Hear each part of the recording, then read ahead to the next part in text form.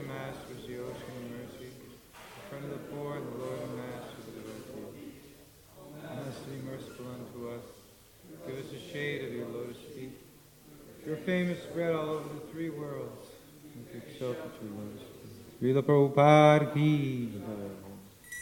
Sri Guru Charana Padma Kevala Bhakti Sadama.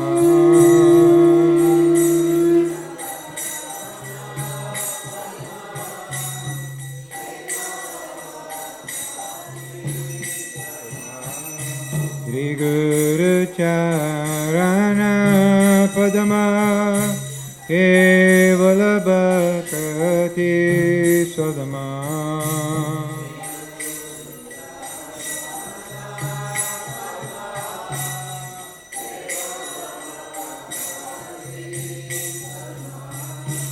Bandhamue Savadana Mate.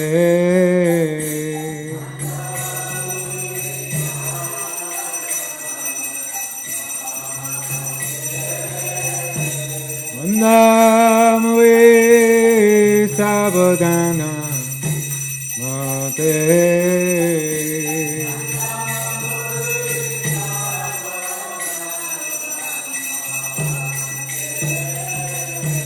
Hare prasade bhai bhavaturiya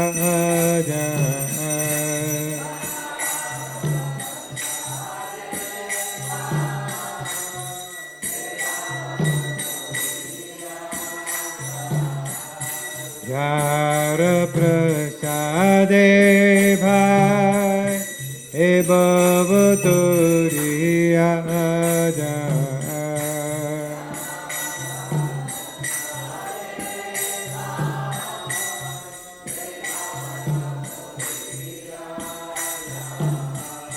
Krishna prapti hoy jaha hote.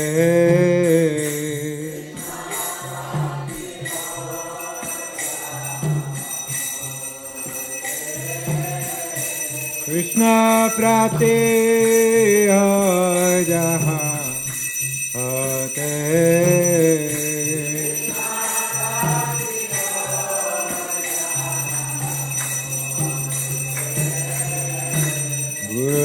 Mukha padama vakya itete koriya akyo.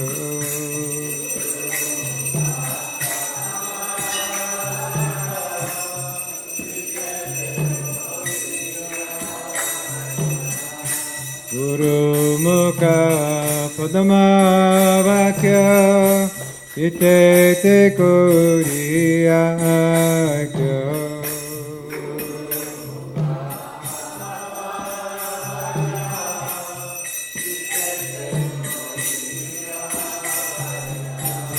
Aruna kori ho mane akya.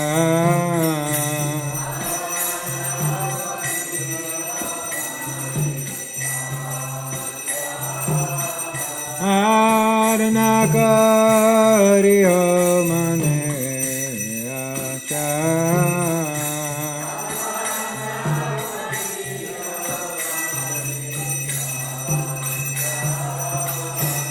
Guru Charane Ruti Ete Uttama Buddhi.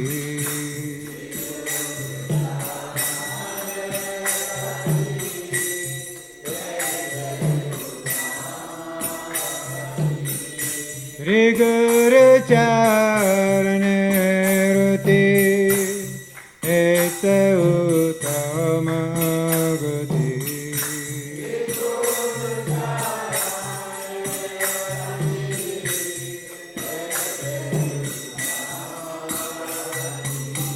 Ye prasade pure sarva akya.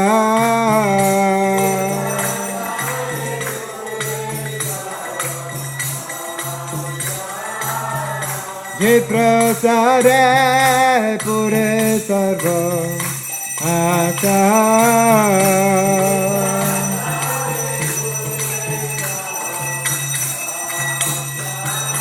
Yakudana Dilo Ye Jame Jame Prabhu Se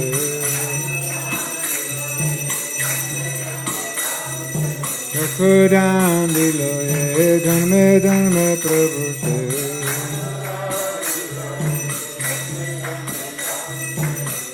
Jnana Hriday Prakashita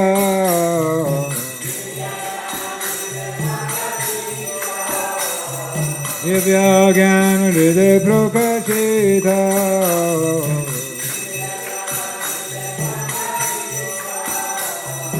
Prema Bhakti Jate Vidya Vinasya Jate Prema Bhakti Jate Vidya Vinasya Jate Hare Gaja Haratarita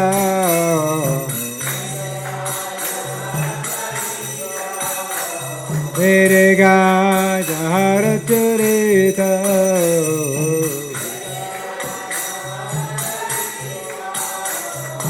He Guru Karuna Sindhu Adhama Janara Bandhu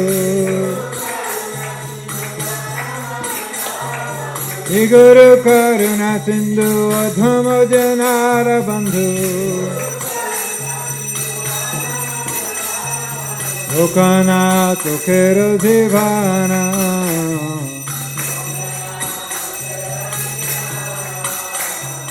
Lokanath Khero Divana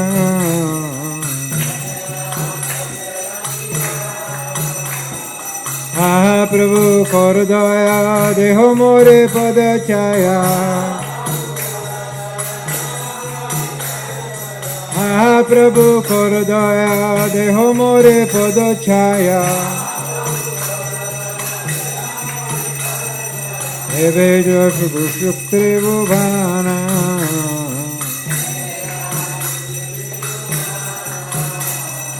Eve Josh Gushuktre Bhuvana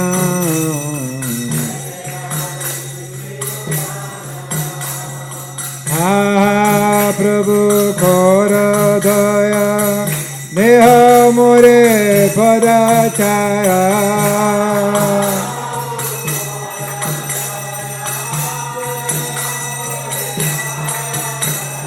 Ah Prabhu Kara Daya Deho More Pada Chaya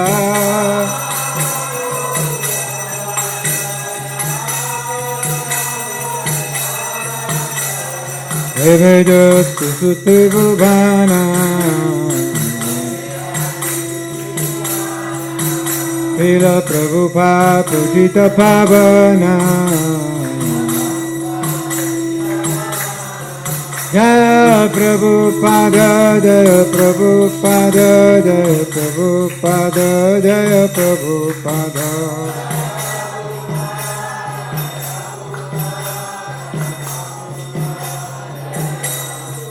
Prabhupada, Prabhupada, Prabhupada, Jai Prabhupada.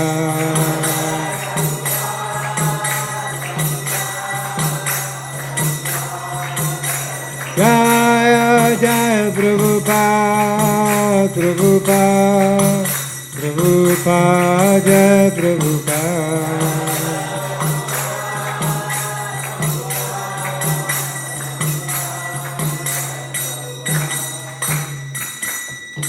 Namah Vishnupadaya Krishna Prishtaya Bhutale Srimate Bhakti Vedanta Swami Niti Namine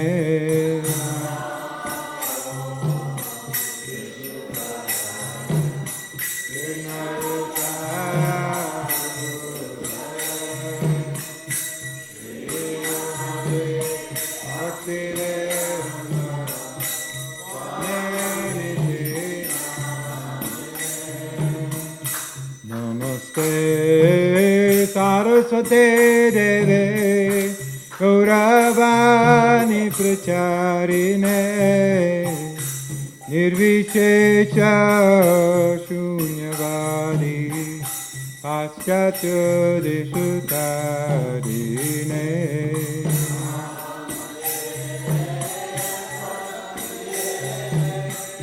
Gauravani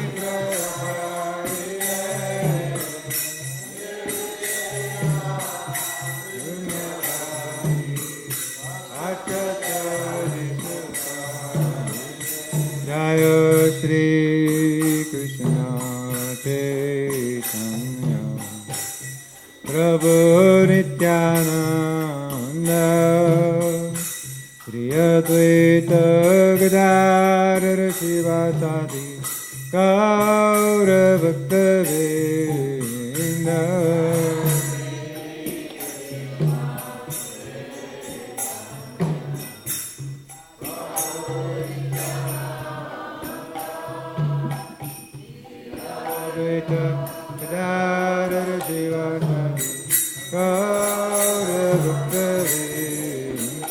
Jaya Shri Krishna Chaitanya Prabhu Nityananda Shri Advaita Gadadhara Sivasadi Gaura Bhakta Vrinda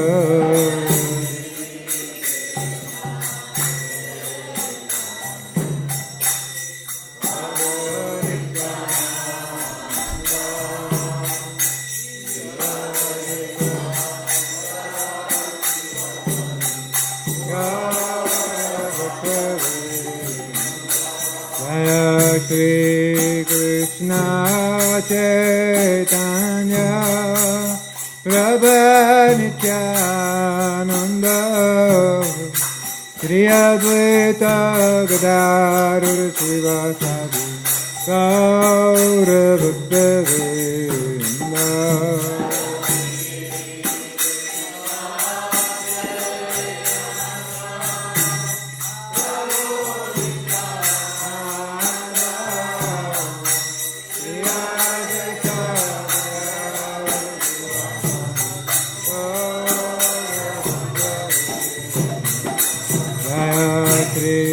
Krishna Chaitanya Prabhu Nityananda Shri Advaita Gadadhara Sivasadi Gaura Bhakta Vrinda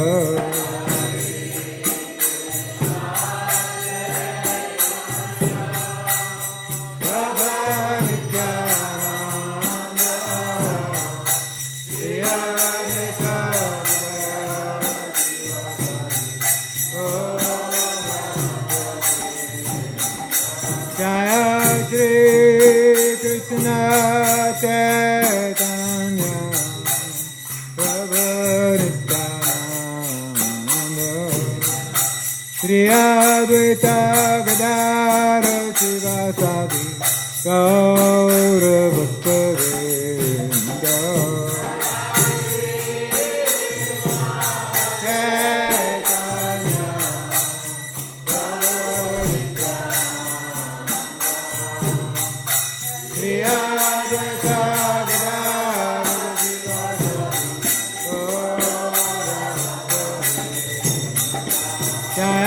Shri Krishna Chaitanya Prabhu Nityananda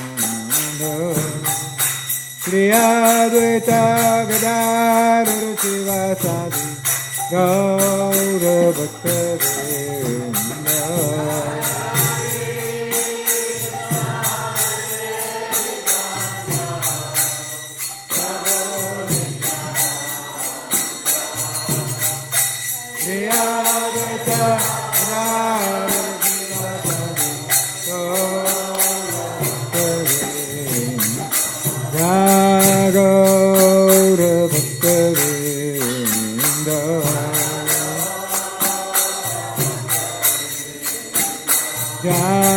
Gaura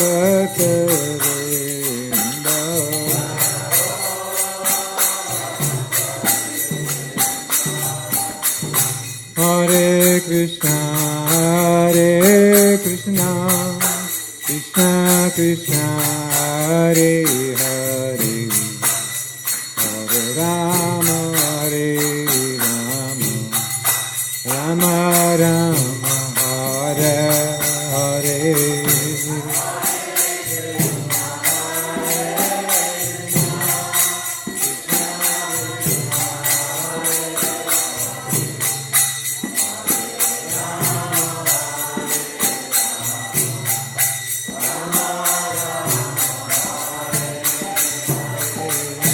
Hare Krishna, Hare Krishna, Krishna Krishna, Hare Hare, Hare Rama, Hare Rama, Rama Rama, Hare Hare.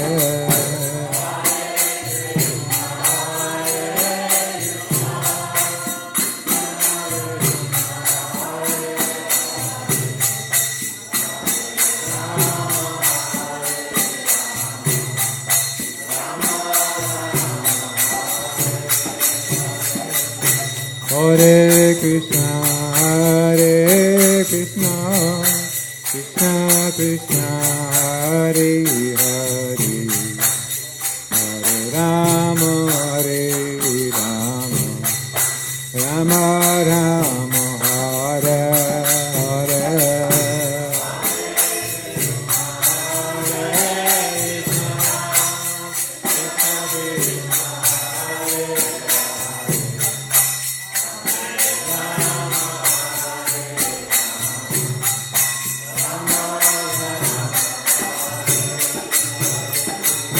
Hare Krishna, Hare Krishna, Krishna Krishna, Hare Hare, Hare Rama, Hare Rama, Rama Rama, Hare Hare.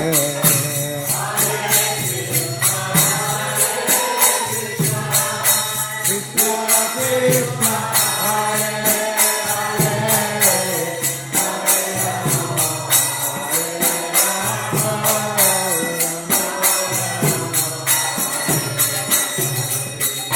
Hare Krishna, Hare Krishna, Krishna Krishna, Hare Hare, Hare Rama, Hare Rama, Rama Rama, Hare Hare.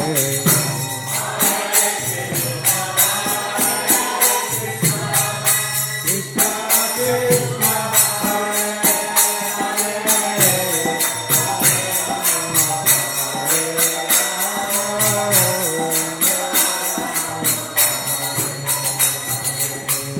Hare Krishna, Hare Krishna, Krishna Krishna, Hare Hare, Hare Rama, Hare Rama, Rama Rama, Hare Hare.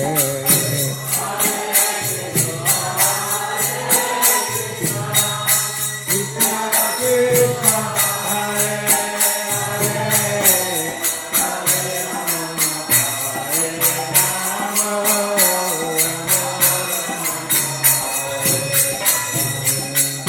Hare Krishna, Hare Krishna, Krishna Krishna, Hare Hare, Hare Rama, Hare Rama, Rama Rama, Hare Hare.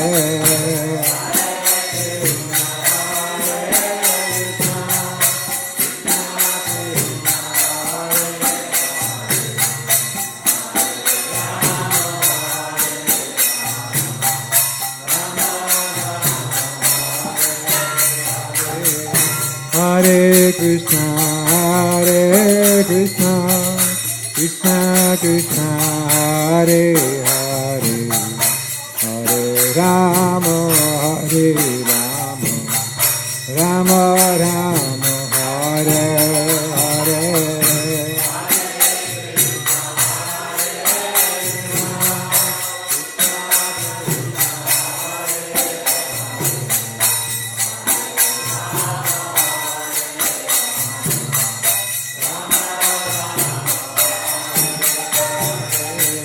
Hare Krishna, Krishna Krishna, Hare Hare, Hare Rama, Hare Rama, Rama Rama, Hare Hare.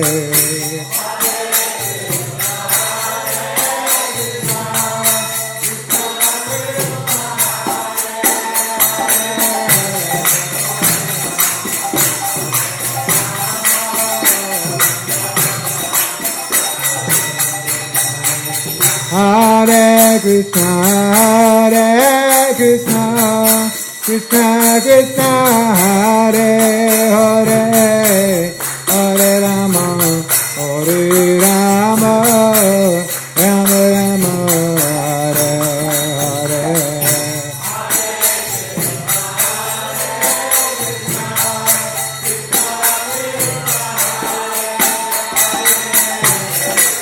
Hare Krishna,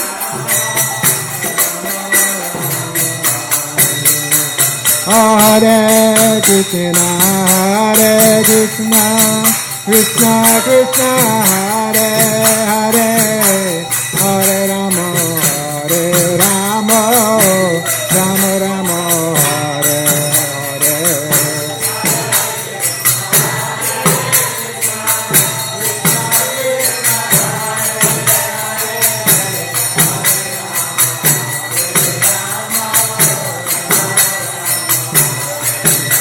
Hare Krishna,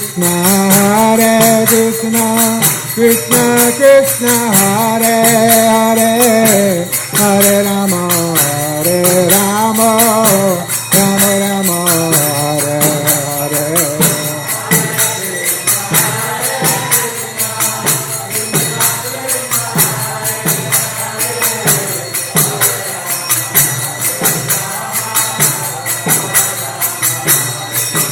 Hare Krishna, Krishna Krishna, Hare Hare, Hare Rama, Rama Rama, Hare Hare, Hare.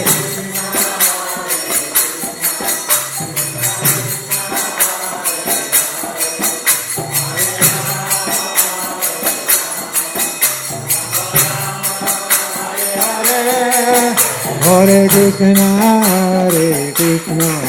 Krishna Krishna, Hare Hare, Hare Rama, Rama Rama, Hare Hare, Hare.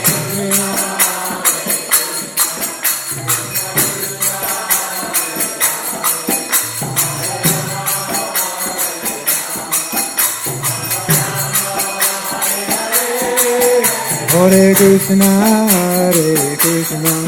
Krishna Krishna, Hare Hare, Hare Rama, Rama Rama, Hare Hare, Hare.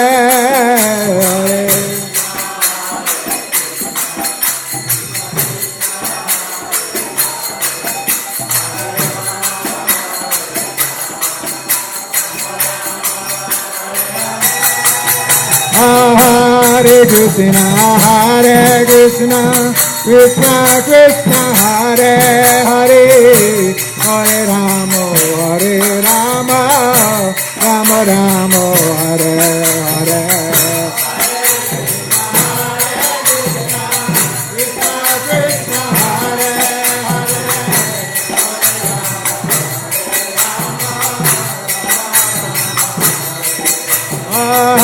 Hare Krishna, Krishna Krishna, Hare Hare, Hare Rama, Rama Rama, Hare Hare.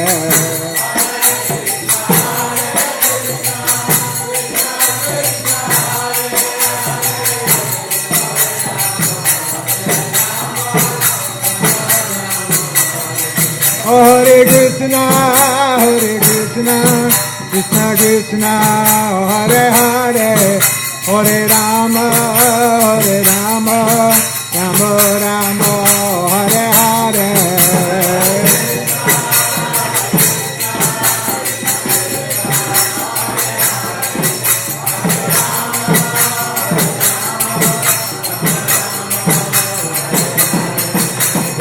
Krishna,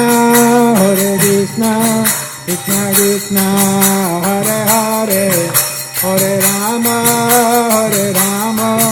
Rama Rama, Hare Hare.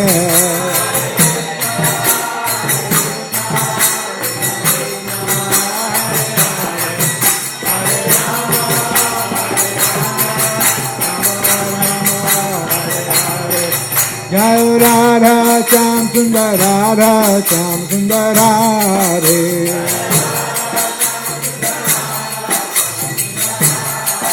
Jai Krishna Balaram Krishna Balaram Krishna Balaram, Jai Krishna Balaram.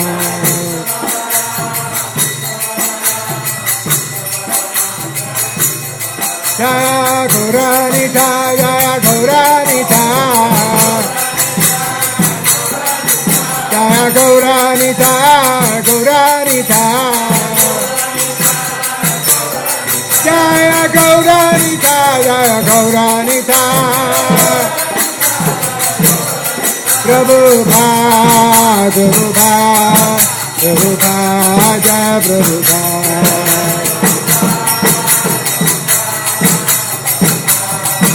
Jaya Jaya Prabhupada, Prabhupada, Prabhupada, Jaya Prabhupada.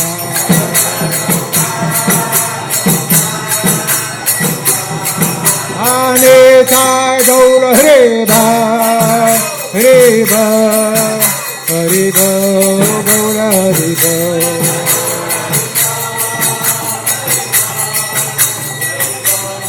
Anita Gaura Hareba, Hareba, Hareba, Gaura Hareba.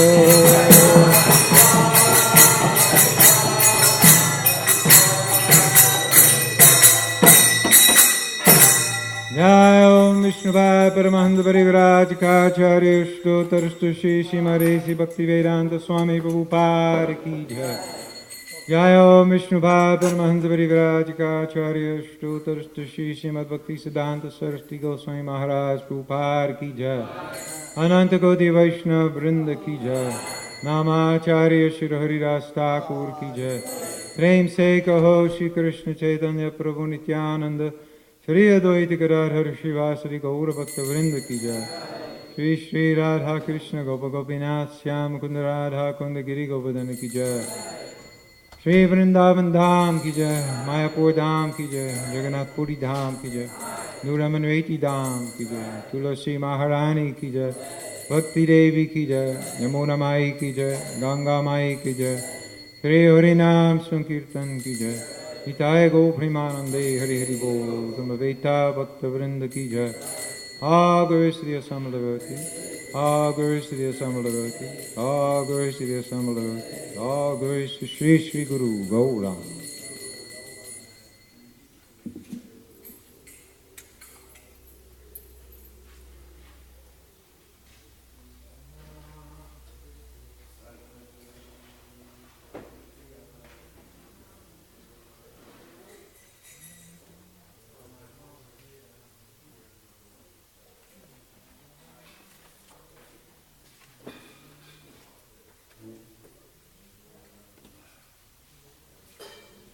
Hare Krishna.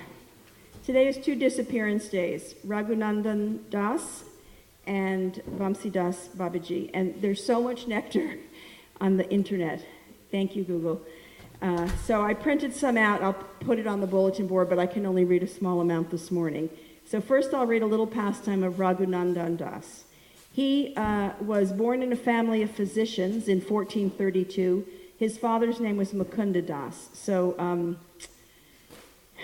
there's very nice things written about Mukunda Das in the Chaitanya Charitamrita. Here's a little pastime about Raghunandan Thakur, who was just a child at the time, and he was a devotee of Krishna from a very early age. He worshipped Gopinath. So one day his father, Mukunda Das, who was a doctor, had to go away on medical business. He called Raghunandan to his side. He told Raghunandan to see to it that the deity was served with great care and attention. He told him to be sure and feed the deity. At the appointed hour, taking the order of his father on his head, Raghunandan went to perform the service. He took the offering of food into the deity. Raghunandan was just a little boy. He told the deity, "Eat, eat." When he saw that the offering appeared untouched, he began to cry. Not being able to resist the child's intense devotion, Krishna ate everything on the plate, leaving no remnants. When Mukunda Das returned, he asked the boy, "Please bring me the prasad remnants of the offering you made earlier." The boy said, "Father, listen, I made the deity eat as you told me to. He left no remnants. He ate everything on his plate." Mukunda was amazed at what the child was saying. Ordering the boy to offer food as before, Mukunda hid himself outside the house and watched through the window. Raghunanda then, with great delight, offered Gopinath the laddu. "Eat, eat," he said. The Lord ate half the laddu. Meanwhile, Mukunda, who was watching from outside, beheld all this in great amazement. He could understand that since the deity had already eaten once and had not left any remnants, his hunger was satisfied. As a result, he could only finish half the laddu. And, there's more on this. It's so sweet. This is something about Vamsidas Babaji, a great devotee in the line of Narottam Das Thakur. And also he was present on the planet when Srila Bhaktisiddhanta Saraswati Thakur was there. Here, I'll read one little pastime that I just thought was very cool. Once Baba had, so this is Vamsidas Babaji, they're calling him Baba. Once Baba had to punish Gaur-Nitai for their connivance in a theft. These are his deities, Gaur-Nitai. The 2 brass pots in which Baba used to cook for Gaur-Nitai were stolen. How could this happen without the connivance of Gaur-Nitai? So they were punished. Baba scolded them and did not give them anything to eat that day. The punishment had its effect. The next day, someone came quietly and delivered one of those pots. Baba said, "This small pot is Nitai's. He will be fed today. If Gaura wants to eat, he must also bring back his pot." Baba always did what he said. He cooked and offered boga to Nitai. Gaura drew a long face as he kept looking at Nitai eating. In the meantime, another man came and delivered the other pot. Baba then cooked in that pot and offered boga to Gaura. When Gaura also had eaten, he said with tears in his eyes, "Do I ever want to punish you? Both of you are so naughty that you must always tease me. You do not know that I have now become old and cannot bear it all. What can I do?" And then it says, Srila Bhaktisiddhanta Saraswati Thakur also received the blessings of Srila Vamsidas Babaji Maharaj in Navadvip. Seeing Srila Saraswati Thakur, Srila Vamsidas Babaji Mahasya would say, "Someone very close to my Gora has come to me." And just so much. I printed it all, so I'll put it on the bulletin board for you to read today if you'd like to. Okay, so we are in festival season mode, and you've received your schedules for all the festivals coming up. There are devotees who will be calling you to remind you to please be generous and make a donation for all the festivals this year. So please be kind to them and generous to them. It's a sacrifice, and at the same time, it's our service. So please, respond to the callers when they call you. Sunday, we are having a dance troupe visit us from South India. This is a school for the visually impaired, and the girls will be dancing. They're Bharatanatyam dancers. They dance for the pleasure of Radhe Shyam, and they're blind. So it should be quite interesting to watch and appreciate them. That'll take probably a half an hour, and then Manorama and the bus will be back, and they will also speak about their tour this summer. Today, the lobby is open for book sponsors. As you know, we're also in a books distribution marathon. We have 2 a year. This is one of them. For the pleasure of His Divine Grace, we hope to sponsor 3,000 books. So everyone listening, please take part. You can sponsor online. You can come to the temple, take your books, or we can put them in different places for you. Sri Vrindavan is in the book room today, Wednesday, if you'd like to get some books to take with you. These are the devotees who assisted their spiritual master dressing the deities today. Shishi Radha Sham Sundar, Nitai Priya Prabhu, Chota Radha Sham Sundar, Govinda Mohini Prabhu, Shishi Krishna Balaram, Guru Prasad Prabhu, Chota Krishna Balaram, Govinda Sangini Prabhu, Shishi Gaurnitai, Devaki Prabhu, Chota Gaurnitai, Karneshri Prabhu, Gurus and Lord Nishingadev, Krishna Kripa Prabhu. Tamahar Prabhu is giving class today.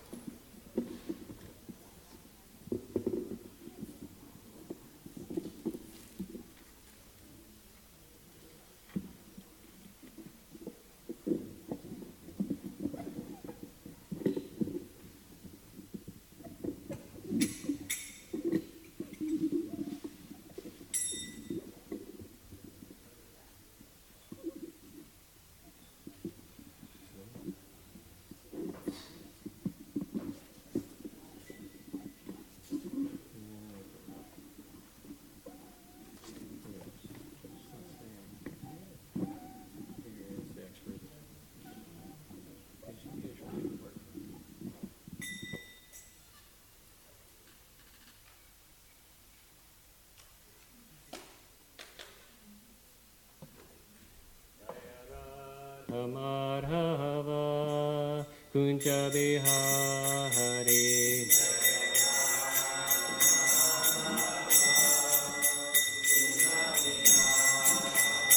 Jaya Radha Madhava Kunja Bihari.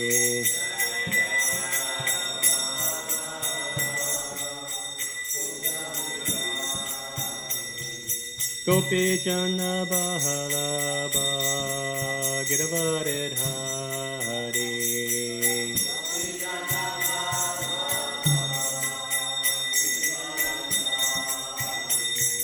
Gopi Jana Bahalaba Giravarid Hari.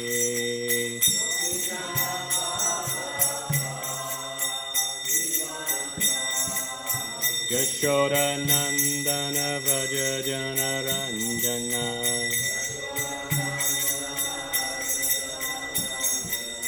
Yashoda Nandana Vraja Jana Ranjana.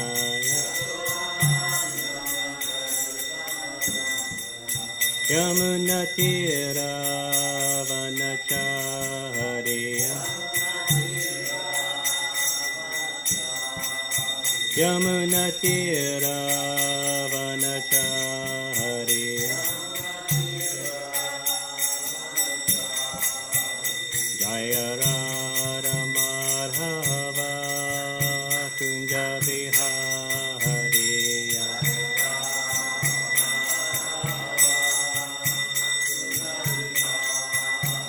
Jaya Radha Madhava Kunja Bihari.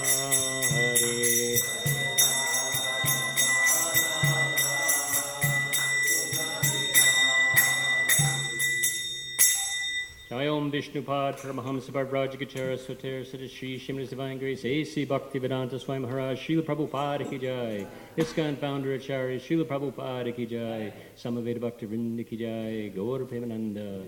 All glories to some of the devotees, all glories to some of the devotees, all glories to some of the devotees, all glories to Sri Guru and Sri Gauranga Jai Prabhupada. Nama Om Vishnu Padaya Krishna Vastaya Bhutale Srimati Bhakti Vedanta Swami Kinamane Namaste Sarasvadem Gauravani Vicharne Nirvishesha Shrimati Paschachati Sitarde. Om Namo Bhagavate Vasudevaya. Om Namo Bhagavate Vasudevaya. Om Namo Bhagavate Vasudevaya. Reading from the Srimad Bhagavatam, Canto 10, Chapter 47, the Song of the Bee. We'll read texts 3 through 6 today, and we'll do the Sanskrit on text 3.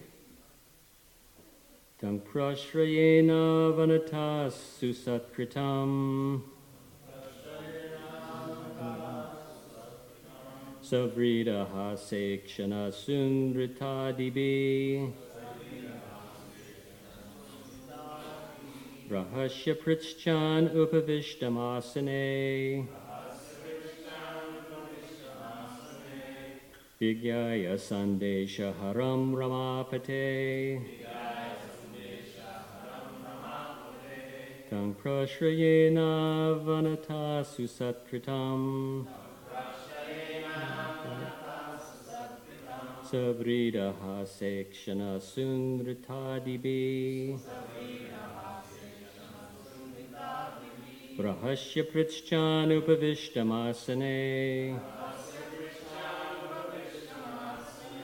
vigyaya sandesha haram ramapate Tang prashrayena vanata susatkritam savridaha sekshana sunritadibi rahasya prichchan upavishtamasane vigyaya sandesha haram ramapate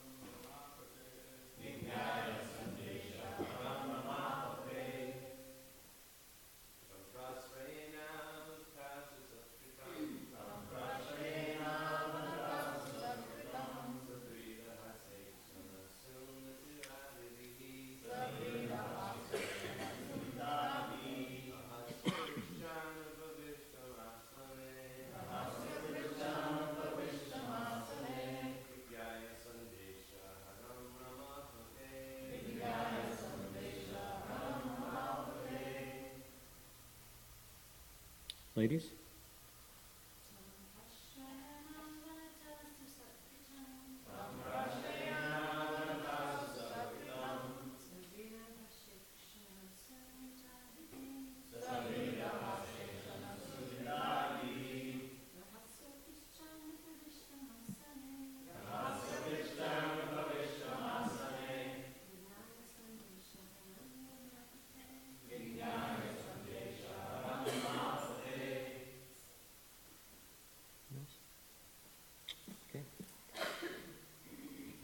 Tam him Uddhava Prashrayena with humility Avananta bowed down the gopis Su properly Satkritam honored Savrida with shyness Hasa and smiling Ikshana by their glances Sunrita, pleasing words, Adibi, and so forth.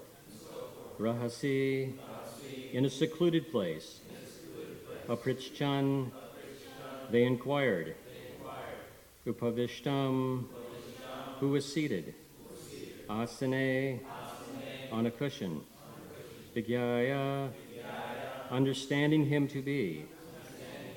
Sandeshaharam, the message carrier, Ramapate, of the master of the goddess of fortune.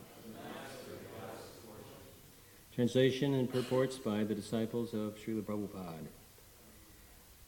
Bowing their heads in humility, the gopis duly honored Uddhava with their shy, smiling glances and pleasing words. They took him to a quiet place, seated him comfortably, and began to question him. For they recognized him to be a messenger from Krishna, the master of the goddess of fortune. Purport. The chaste gopis were enlivened to see that a messenger had come from Krishna.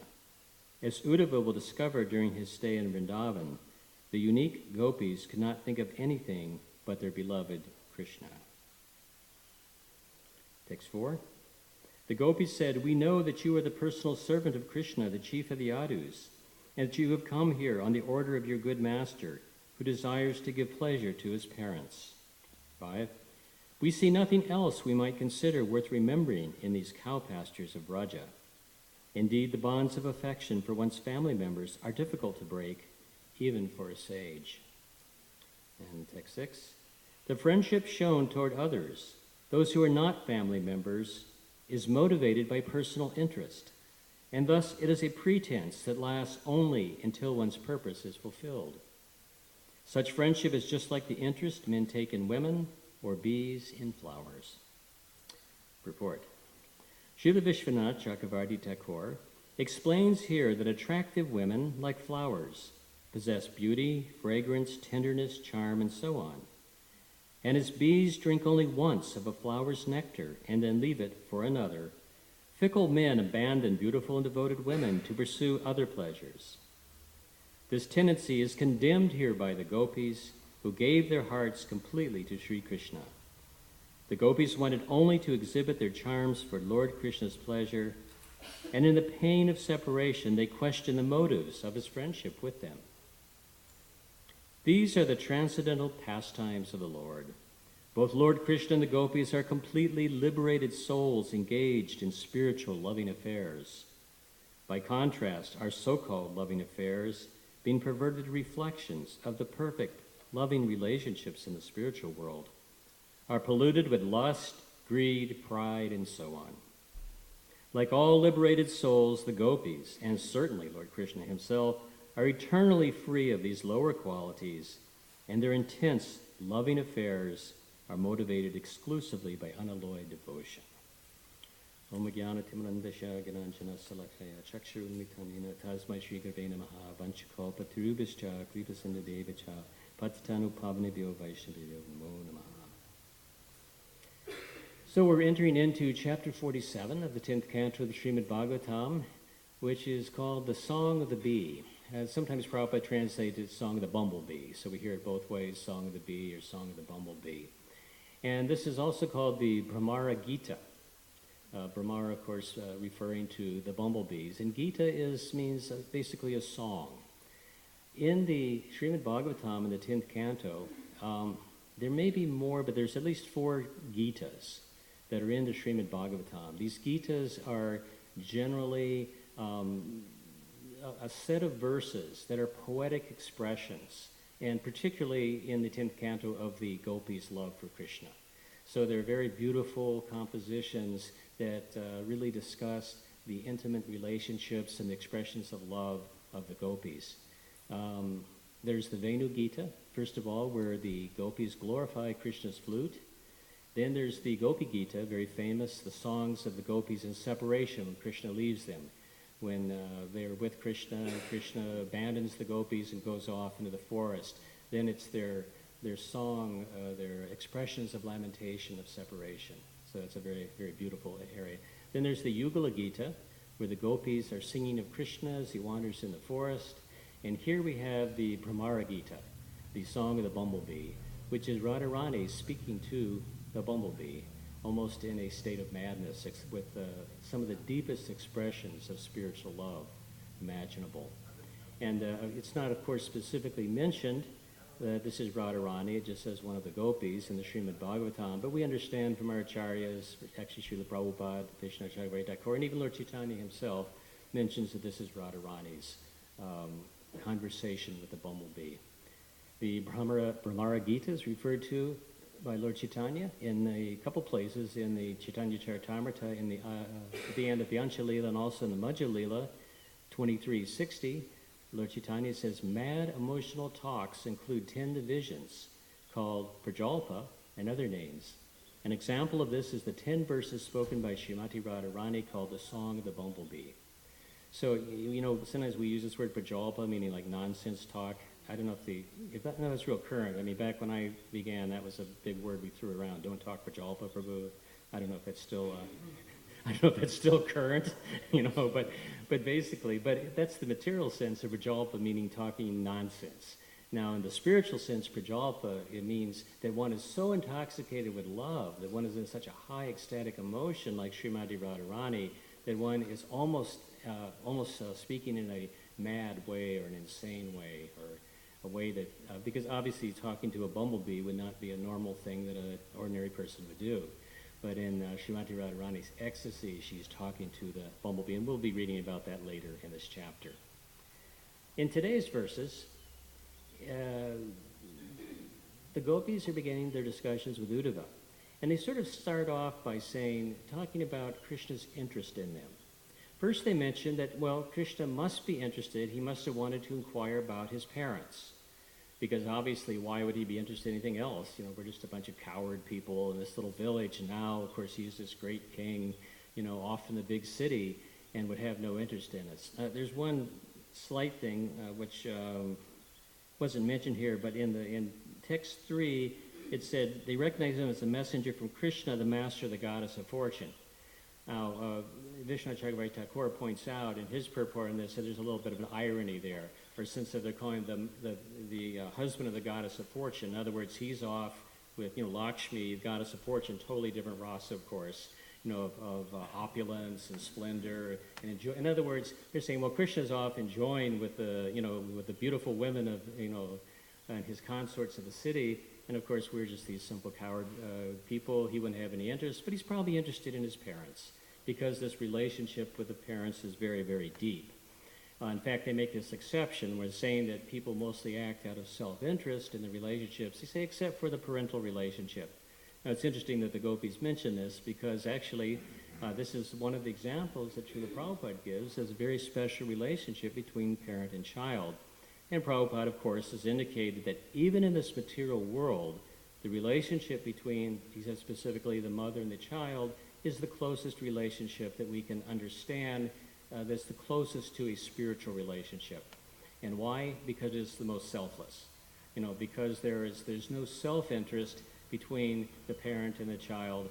Of course, it might be questioned whether it really goes both ways, at least until many years later when the children become older and they also then, of course, have to take care of the parents, and then the same sort of selfless relationship is reciprocated.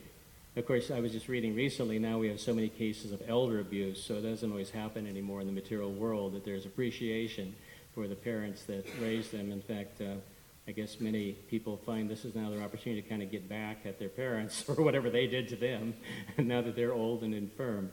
But in an ideal world, there's this natural relationship of reciprocation of love between parent and the child and the parent. And so the gopis are saying this is somewhat of an exception. But they're saying ordinarily, relationships outside of the parental relationship are characterized by self-interest. And there's sort of the indirect, we could say perhaps criticism or chiding a little bit of Krishna, right? In other words, Krishna enjoyed with us, he was here, and now he's gone. It's kind of like, now what? He's just abandoned us after enjoying with us, and we gave everything to him, and now he's gone. So, of course, it's carefully explained in the last paragraph of this purport, that we know that the relationships between Krishna and the gopis and Krishna and Radharani are totally 100% on the spiritual platform. They're not subject to the failings of material relationship.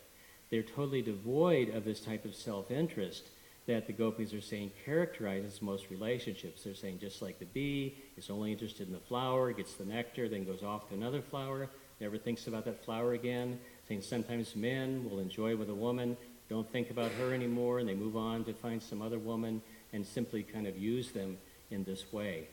But of course, this is not the case with Krishna and the gopis. But because of the nature of the relationship, this is part of the sort of joking and reciprocation that goes on between them. And this is actually a display of very, very high ecstatic emotions. So we may not be able to understand this fully or enter into this, and we don't need to at this point, but we can hear it, we can understand it to some degree, and appreciate that this is a very wonderful, loving relationship that Krishna is showing between himself and the gopis. And part of their even chastising him slightly or being a little bit mad at him or, kind of saying, well, here you are just using us and then going on, is all part of the ecstatic relationships that actually strengthens their love and deepens their love and makes it more and more flavorful. There's just so many different aspects of it. So often we see that Krishna and the gopis' relationships will mimic some of the aspects of material relationships, but is a quite different quality. While it may appear somewhat similar, like, well, here's some women that are jealous that, that the man that they loved is now not with them, it really is nothing like that. We have to understand from Srila Prabhupada and the Acharyas that the nature of the relationship is one of eternal spiritual love and has none of the inebrities or the failings that we'll see in material relationships.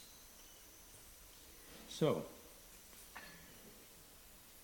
back to material relationships, something that we're more familiar with and have a little more understanding of perhaps than these high spiritual relationships found in the 10th canto.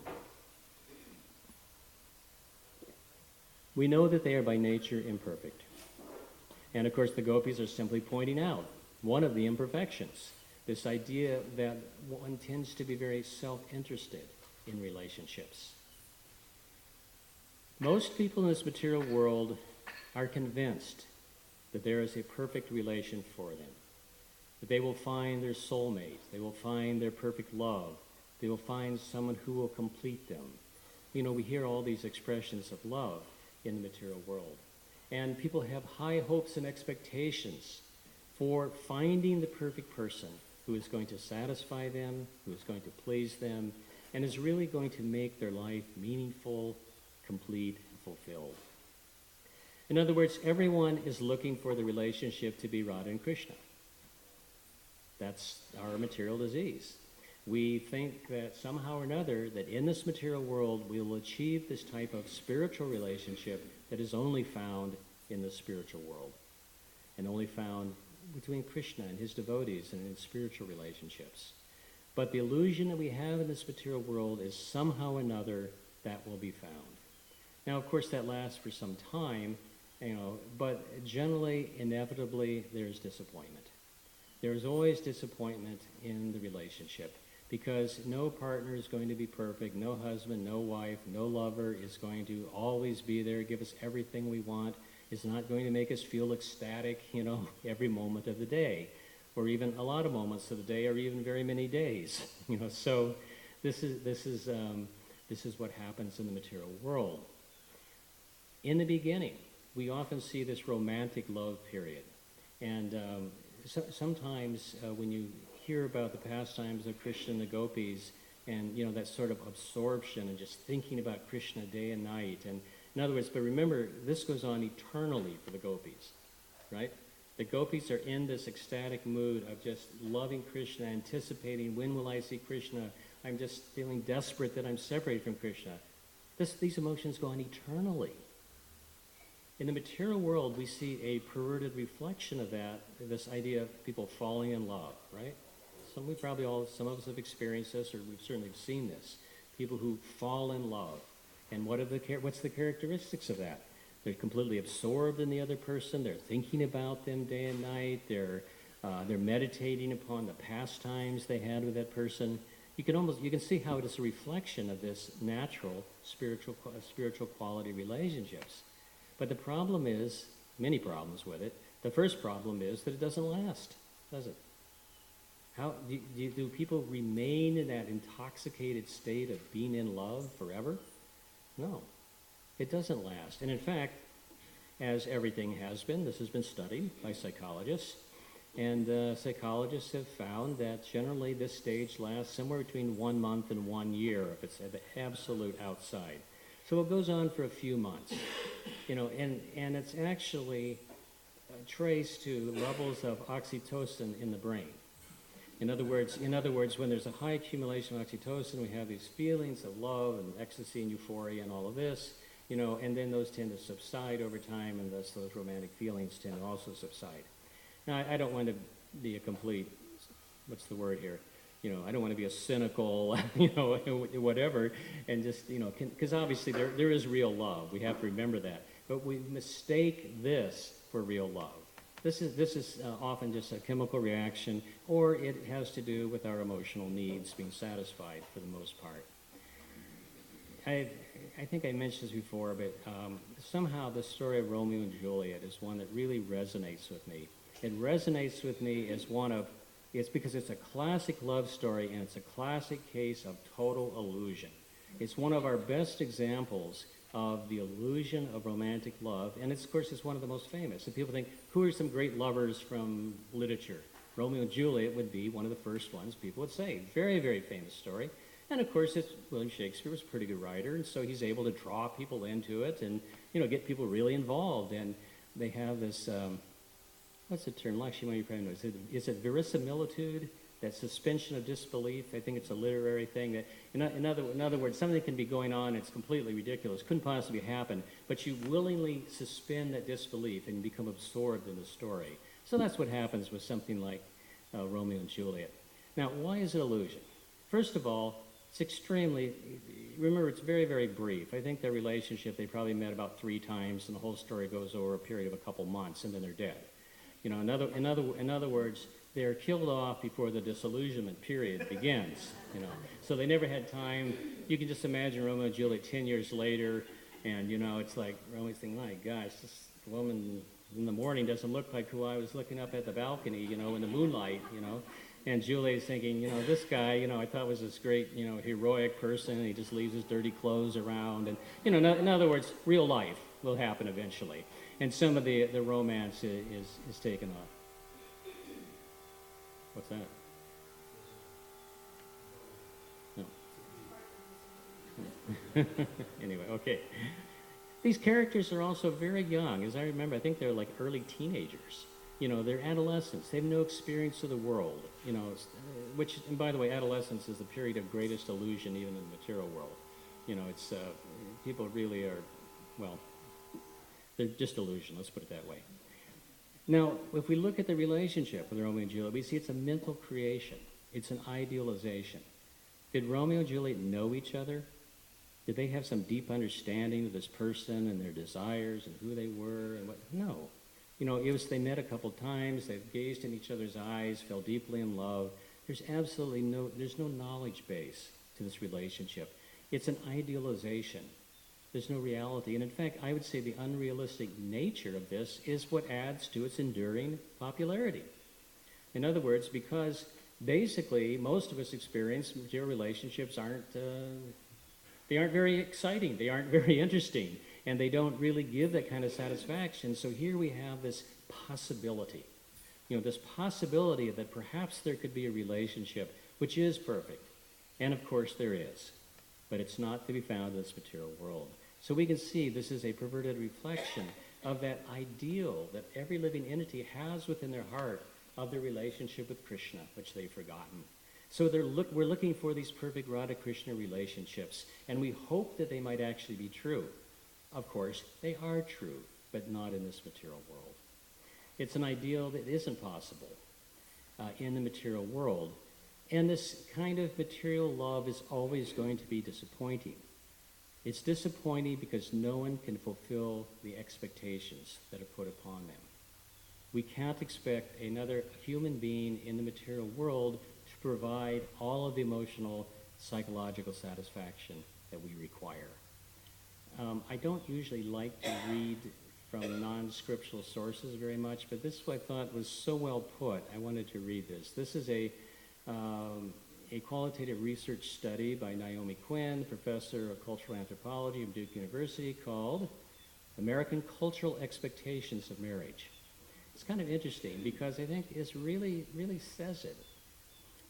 Her summary was, interviewees mentioned fulfilling the needs in marriage or relationships for sex, love, companionship, shared experience, the need to be comfortable with someone and be important to someone, the need for trust, approval, moral support, help of various kinds, along with emotional security, cooperation attaining common goals, closeness, attention, touching, feedback, understanding, feeling like being part of something, a need to do for someone else, the need for personal growth, and so on and so on.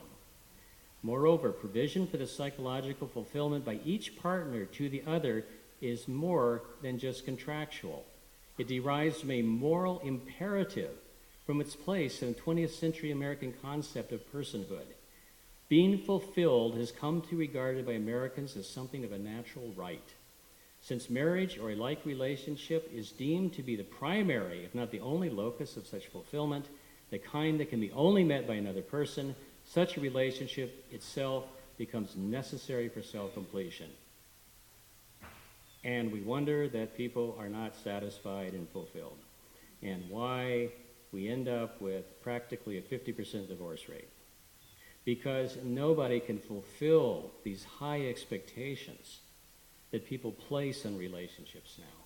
It's simply not possible, even under the best of circumstances. Even materially, one cannot possibly be satisfied with all of these needs and expectations that are put on another fallible person. That this other person is supposed to fulfill all of these things. So then people naturally find, well, it must just be that this is the wrong person. And if I find another person, the right person, that will fulfill all of these things. And this goes on marriage after marriage, and it goes on lifetime after lifetime. People looking for satisfaction, looking for pleasure, looking for happiness by infallible people who can never really satisfy them. In other words, it's inappropriate and it's not even fair to the other person to have these type of expectations. So we need to look for spiritual fulfillment. Why do we look for it in material relationships? Because it's actually somewhat natural. It's not that we should condemn the people's desire for relationship. That's natural. That's part of the soul. That's the nature of the spirit soul, to seek relationship, to seek love, to engage in loving devotional service, as we know. That's the purpose of our life. That's what we are. That's our, that's our sarup, is being, in loving relationships, of course, with Krishna. So, these relationships that we find in the material world are simply reflections of the 5 original rasas that are there in the spiritual world. And Prabhupada explains this in many places, how these same relationships are being acted out in this material world in a way to try to satisfy the relationships of lovers, of parents and children, of friends, etc., and ones of service. So in devotional service, we are reestablishing our original relationship with Krishna. That is where we will find satisfaction. That's where we will be happy. If we repose our love in Krishna, we will not be disappointed. Our expectations will be met. They will be surpassed. Because Krishna is that only perfect person who can give us perfect love and perfect relationships. Now, in our beginning stages of Krishna consciousness, we will not, most likely, most of us, completely understand our relationship with Krishna. We don't know our eternal relationship, our sarup with Krishna. And we may have glimpses and we may have experiences of knowing Krishna, relating to Krishna as a person, but generally speaking, it's not our constant state of being in constant loving relationship with Krishna. So what do we do? In the beginning of spiritual life, our relationship is really more with the devotees. Right? That's where most of our relationships are. They're with the devotees of Krishna. And to the degree that our relationships with devotees are spiritual in essence, because Krishna is the center. So our devotee relationships are very, very important. Of course, our most important relationship is with the spiritual master. The spiritual master is the representative of Krishna who comes to this material world to teach us the science of Krishna consciousness and also engage us in loving devotional service. So when we relate to Srila Prabhupada as spiritual master, it's not simply, well, here's a wise person who gives me some knowledge. It's like, in other words, well, we could just read his books or we could read books, and it's much more than that. It's a relationship that develops. It's a relationship of love with the spiritual master. And that relationship is based upon service. And it's mutual service. We are serving the spiritual master, but how much more is the spiritual master serving us?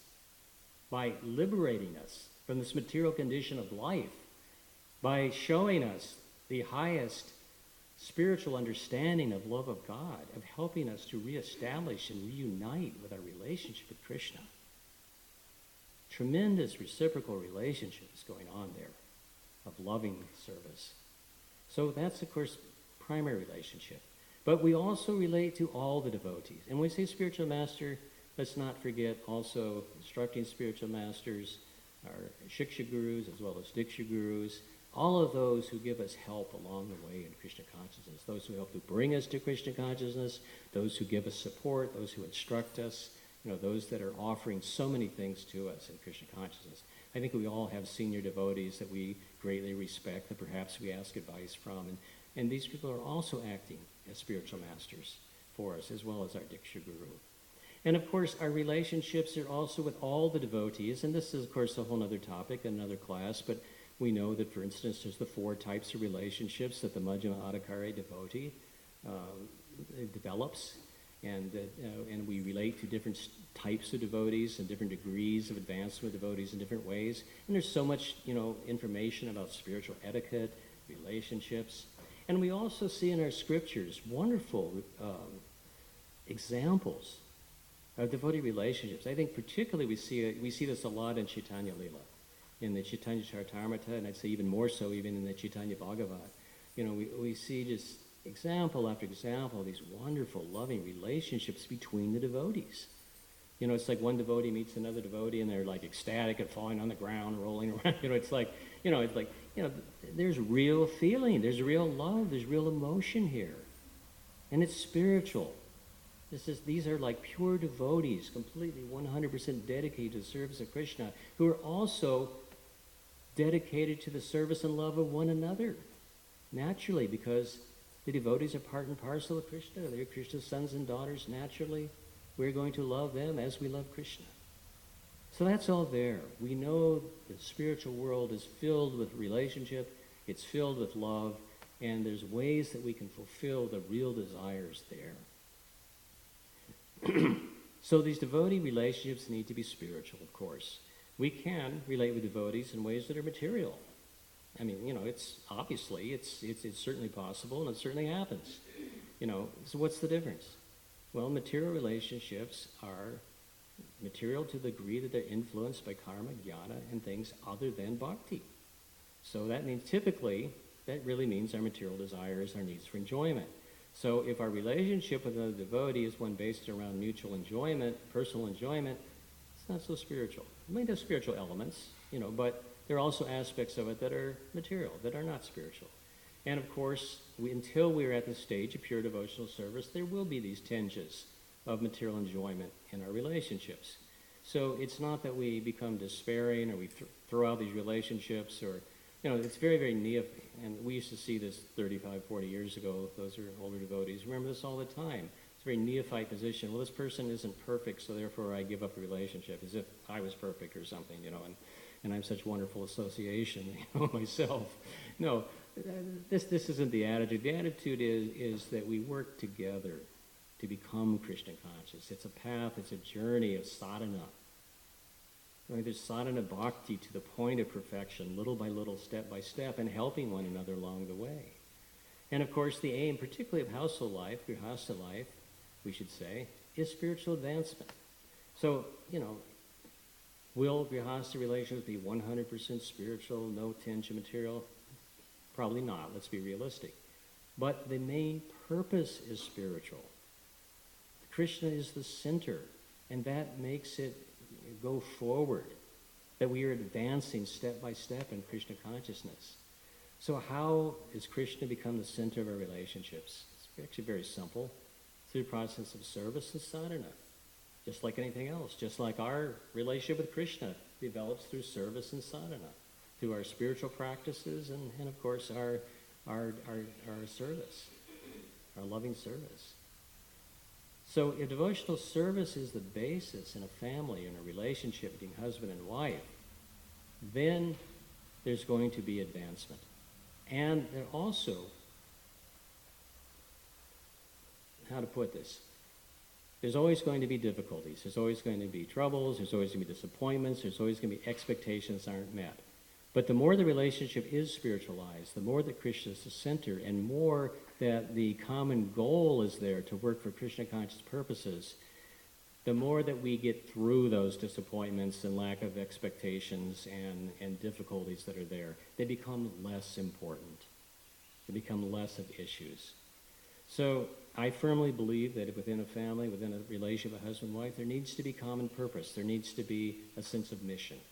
Just like we all need a sense of mission in our own life, a temple needs a sense of mission and how we're helping to fulfill Srila Prabhupada's desires and Lord Chaitanya Mahaprabhu's mission to bring Krishna consciousness to the whole world. We need to think that way within our families too, within our relationships. What is that common mission that we have to help Srila Prabhupada, to assist Srila Prabhupada or our Guru, to spread Krishna consciousness? Now, we may not be able to do it full time or even to a large degree of time. Many people in household life are very involved with, our duties, making a living, supporting a family, and that's all devotional service as well. But if we focus exclusively on that duty, then we may miss some of our Sanatana Dharma, our more highest duty of developing Krishna consciousness. So, as well as service, sadhana must be there. And the sadhana also helps keep us on the right track. If one is performing devotional service, chanting one's rounds, following the principles, and particularly, and within household life it can be difficult, but if we can somehow or another keep some focus on hearing the Srimad Bhagavatam, chanting the holy name, worshiping the deity, associating with devotees, and of course our fifth principle, residing in a holy place, which we are all doing here in the Ramanreti, in this holy Dham, then we will make spiritual advancement. And through that devotional practice, through our sadhana that we share together, and through a common purpose and mission of helping to spread Krishna consciousness, our grihastha life or our brahmachari life or any ashram that we are in will be successful. It's no real different. The keys to Krishna consciousness, to advancement, are the same regardless of one's position or ashram or gender or whatever. Spiritual practice is one.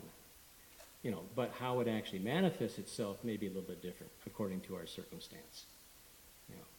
But again, if Krishna can be the center of that relationship somehow or another, then that relationship can be freed from so many of the material difficulties, these problems and frustrations and disappointments that we so often see in the material world. And more, as it becomes spiritualized, we make advancement in Krishna consciousness. And as we do, we can more and more appreciate these very, very deep and wonderful pastimes that we're reading about in the Srimad Bhagavatam, because they give us the example of the perfection, the highest stage of relationship. Not that we are going to have a relationship like Krishna and Radharani, but we certainly can understand the relationship of great devotees and how they're appreciating these pastimes and the relationships of Krishna and Radharani.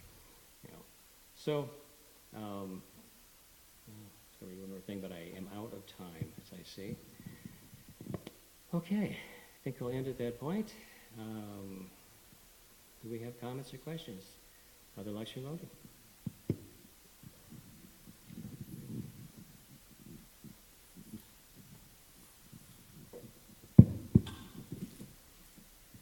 When you were reading that excerpt from the psychologist or whoever she is, I was thinking, you kind of addressed it towards the end, but I was thinking that people approach ISKCON, or the International Society for Krishna Consciousness, which, by the way, sometimes we think of as a person, like ISKCON does this or that, or I don't know who that person is. But we go to ISKCON with that same list. And then we do the same thing when we find that that list is not met to our satisfaction. We try to find another organization that we could pin that list on. And because the mentality is the same, looking for that material perfection of satisfying all our needs, then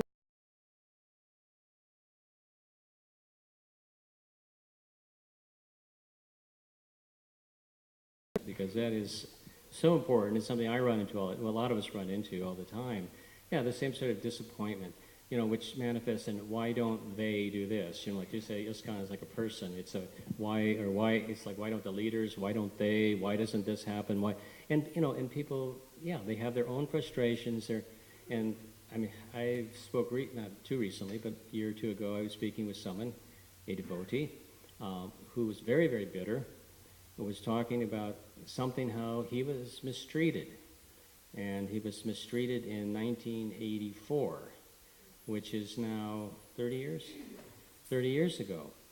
And you just kind of almost want to say, whatever happened, I'm sorry, but get over it. Move on. You're stuck 30 years ago in something that somebody did, some immature devotee or somebody or whatever. Who knows what the circumstances were? He may have even been in the wrong, for all we know. But it's like, exactly. Our attitude needs to always be, what can I do for Krishna? What can I do for Prabhupada? What can I do for my guru? And sometimes things aren't always fair. Sometimes people are disappointing. Sometimes devotees are disappointing. But it doesn't really matter ultimately. What are we going to do about it? What are we going to do? How am I going to fulfill my purposes and my mission? And how am I going to assist Srila Prabhupada in his mission? That's what's really important. And we don't want things to go on which are not appropriate. We obviously want to take care of devotees, but sometimes things are going to slip through the cracks. There's going to be mistakes and things are going to happen. So we need to learn how to accept what we can't change as coming from Krishna, somehow or another. What is the lesson from Krishna? And maybe part of that lesson is, I shouldn't do this to anybody else. What happened to me, maybe I need to become a better person, from that experience or from that example. And there can be so many different lessons that are there. But the point is, yes, if we're expecting everyone else, even, we can say, well, they're devotees. You say, well, are devotees going to act perfectly? The easiest way to answer that is, do I always act perfectly to everyone else? No. Maybe when I do, I might be able to expect that from others, but if I was perfect, then I wouldn't. I would just be merciful to everybody. Anyway, you get the point. Okay, we're real short on time. Is there any other question or two? Okay, Keshava Prabhu.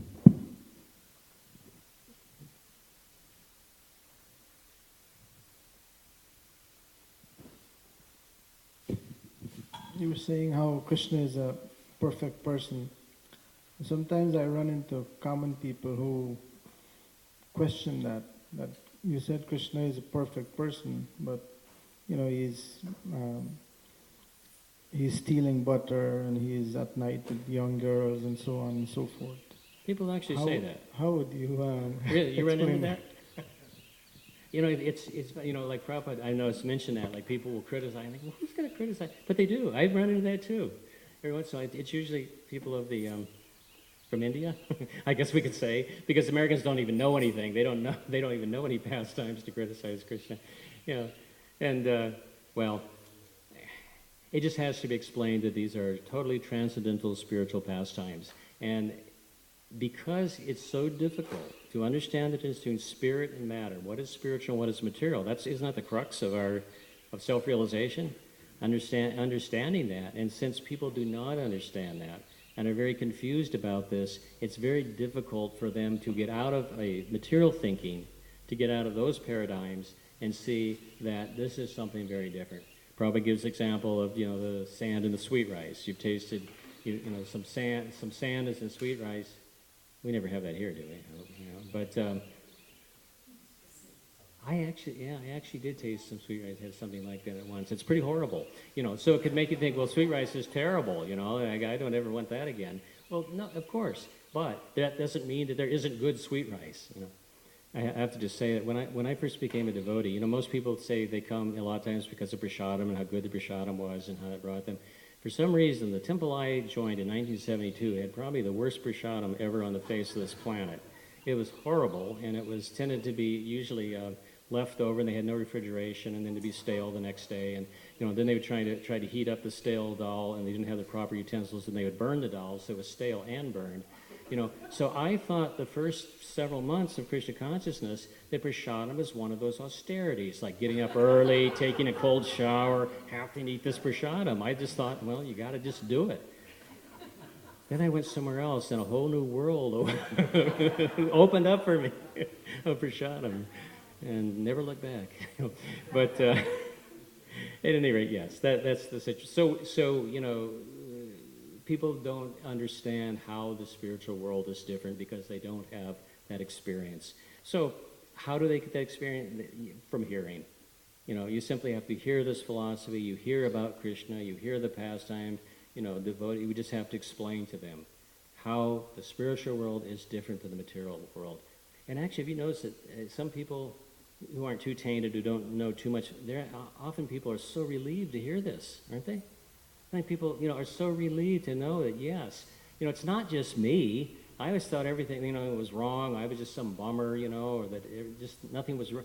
So people are often greatly relieved. Yes, this material world is not right. Things shouldn't be this way, and there is a place that's different. There is a spiritual world. There's a spiritual reality, which is completely in contrast to this material, disappointing, place of suffering. Anyway, it just takes a lot of explanation. They'll get it if they're sincere. If they want to hold on to something, oh, Krishna's this, Krishna's that, what can you do? Mother Sukha. And I think we have to stop at this point. I just wanted to mention this idea. I know you probably didn't mean it this way, but I just felt compelled to address it. This idea of moving on. It's been such and such amount of time, and it's time to move on. But unfortunately, for some people, I've witnessed it, the experience that they had was so bad, and they felt so no support, that they can't move on. It really takes somebody to or more than one person to sit down and listen to the situation and really empathize, because karma's always there. Maybe in your past life you did this or you did that. But people get really seriously wounded sometimes from, let's say they were kicked out of a temple, or let's say something happened to their child. So it's kind of like I always think when I was in Calcutta once, and Srila Prabhupada was giving a class, and he mentioned, 3 things that Chanaka Pandit had said. One of them being, you see everyone's property, you see everything as Something in the street or garbage in the street or something. Right. But you see everyone else's problems as your own. So I think that, with people like you're speaking of, unless it's been gone over ad infinitum and what can be done, sometimes it just takes real empathy. And also, I know one thing that's been useful for myself when tragedy has struck or whatever, I just think, well, what if Krishna made this, what if this was my last birth in the material world, and Krishna's giving this to me just so that I can, so that I can go back home. Would I change anything that's happened? When you kind of look at it that way, you think, well, maybe not. I don't think you necessarily meant it that way, but for some people, let me address that. I think it's a very, very good point, and I absolutely agree with you. What you described at the end, of course, is a very, very advanced way of looking at it. Seeing how this may be coming from Krishna and my last birth and all of that. I certainly didn't mean to minimize experiences that people have, and minimize that we need to have a lot of empathy, and we need to give help to devotees when they're having difficulties. Prabhupada said when the devotee leaves, he said 50% their fault, 50% ours. So in other words, we do need to take that responsibility of what kind of experience, what kind of association have we given that person? Have we helped them? Did we do everything we could to help them in Krishna consciousness, and to be able to have that kind of experience and relationship needed? Of course, I was dealt with for many, many years, being on the Child Protection Office, some of these real issues, and we saw that many of our young people had very, very bad experiences, and they have bad experiences within ISKCON at the hands of devotees. So I would never tell them just move on, get over it, it's your karma. Those type of things are extremely unhelpful, do very little good, and aren't even really completely true. It's half the truth, it's half the story. And people require time sometimes to heal, to get over things, and just being there with people, listening to people, helping devotees is sometimes the best thing we can do. One quick story I'll end with. I met one devotee, this was way back, it's maybe 8 or 10 years ago when I first started working with the Child Protection Office, and it was at one of the those Kuli Mela or whatever they are, those reunions they used to have in Los Angeles. And I was talking to one young man who was a second generation, and he had gone through abuse in the Gurukula. And but he seemed to have a really good attitude, and he was kind of like back into things and feeling okay. And he was very philosophical, and he had some good insights. I said, well, how did you reach this point? And he told me, he said, well, I was very, very bitter.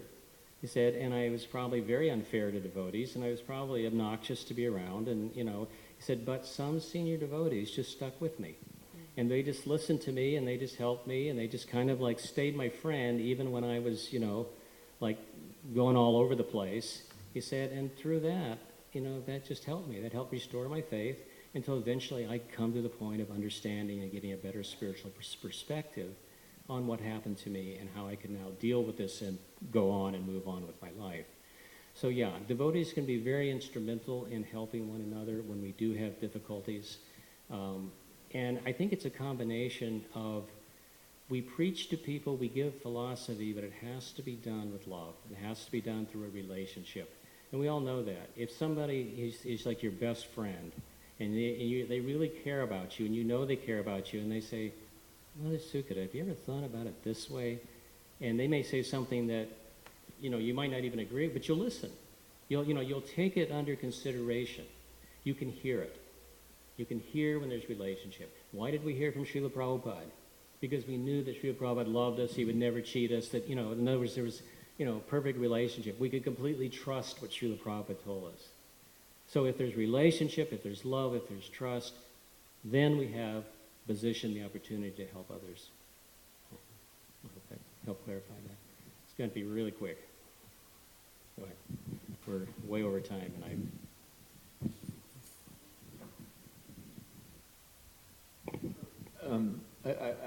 similar point to Sukata, but Mataji, one thought that occurs to me though is that our movement has changed pretty dramatically. You know, like going back into the 70s and 80s, it was pretty rough, the dealings. And now that I see many devotees are making conscious efforts to be sensitive and loving, and see that as coming from Krishna, that prompting. So anyway, that was. Yeah, I think it's a good point. I really agree with that. Yeah. Okay, I'll go to Srila Prabhupada.